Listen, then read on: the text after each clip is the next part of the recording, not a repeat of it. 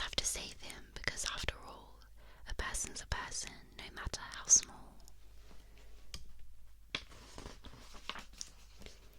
So gently and using the greatest of care, the elephant stretched his great trunk through the air, and he lifted the dust speck and carried it over, and placed it down safe on a very soft clover. Humph, humphed a voice. It was a sour kangaroo, and the young kangaroo in her pouch said humph too. Why, that speck is as small as the head of a pin. A person on that, why, there never has been.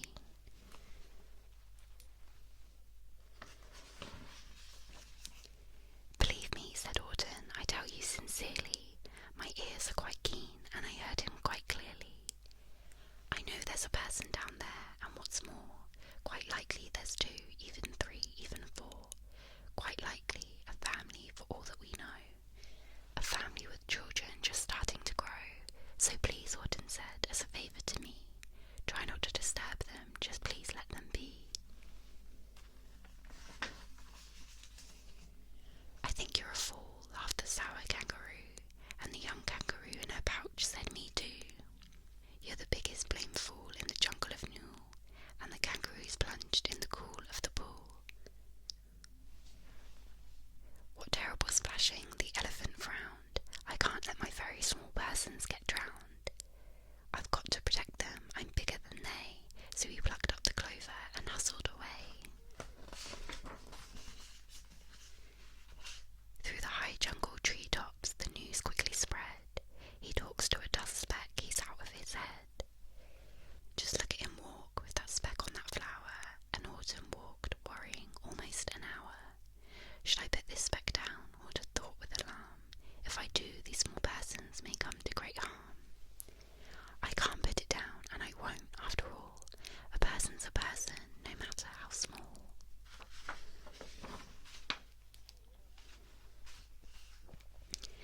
Then Horton stopped walking. The speck voice was talking. The voice was so faint he could just barely hear it. Speak up, please, said Horton. He put his ear near it. My friend, came the voice, you're a very fine friend. You've helped all us folks on this dust speck no end. You've saved all our houses, our ceilings and floors. You've saved all our churches and grocery stores. You mean, Horton gasped, you have buildings there too? Oh yes, piped the voice, we most certainly do. I know, called the voice, I'm too small to be seen, but I'm mayor of a town that is friendly and clean. Our buildings to you would seem terribly small, but to us who aren't big, they are wonderfully tall. My town is called Whoville, for I'm a Who, and we Whos are all thankful and grateful to you.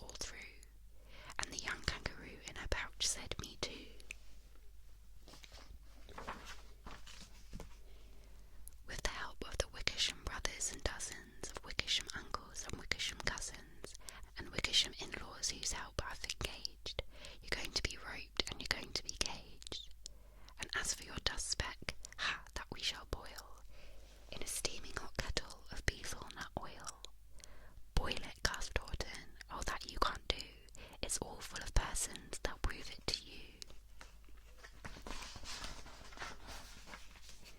Mr. Mayor, Horton called. Mr. Mayor, you've got to prove now that you really are there. So call a big meeting, get everyone out. Make every who holler, make every who shout. Make every who scream. If you don't, every who is going to end up in a hazelnut stew.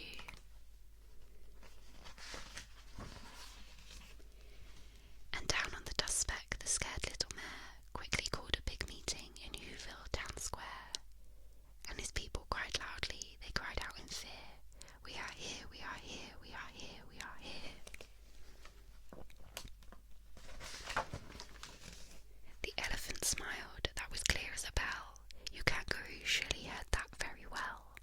All I heard, snapped the big kangaroo, was the breeze, and the faint sound of wind through the far distant trees.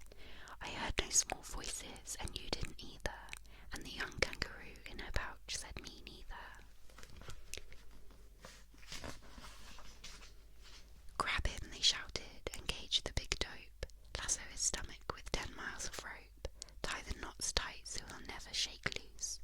Then dunk that dumb speck in the hazelnut juice. Horton fought back with great vigour and vim, but the Wickersham gang was too many for him. They beat him, they mauled him, they started to haul him into his cage, but he managed to call to the mayor, don't give up, I believe in you all. A person's a person, no matter how small. And you very small persons will not have to die if you make yourselves heard, so come on now and try.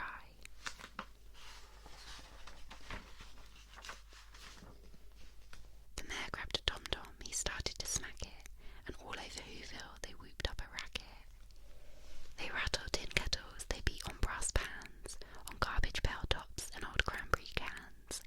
They blew on bazookas and blasted great toots, on clarinets, umbas and boombas and flutes.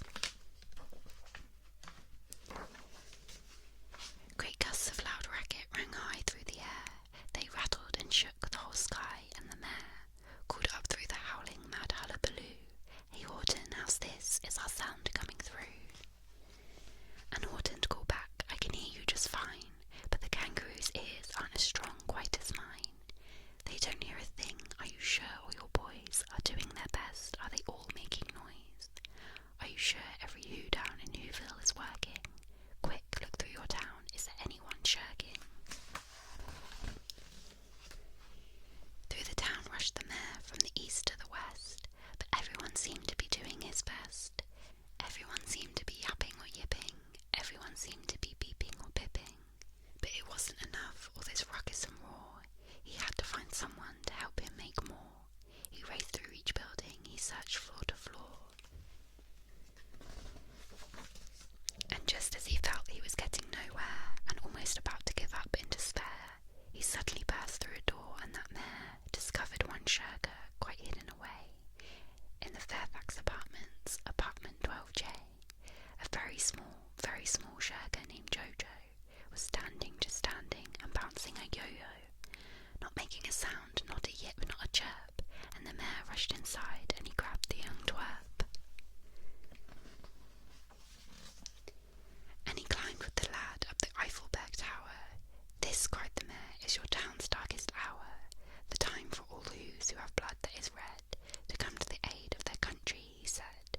We've got to make noises in greater amounts, so open your mouth, lad, for every voice counts. Thus he spoke as he climbed. When they got to the top, the lad cleared his throat and he shouted, Yop. And that yop, that one small extra yop, put it over.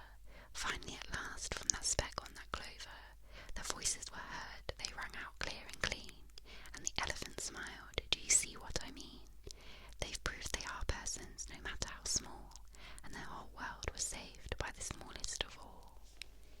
How true, yes, how true, said the big kangaroo, and from now on you know what I'm planning to do. From now on I'm going to protect them with you. And the young kangaroo in her pouch said, Me too. From the sun in the summer, from rain when it's fallish, I'm going to protect them, no matter how smallish.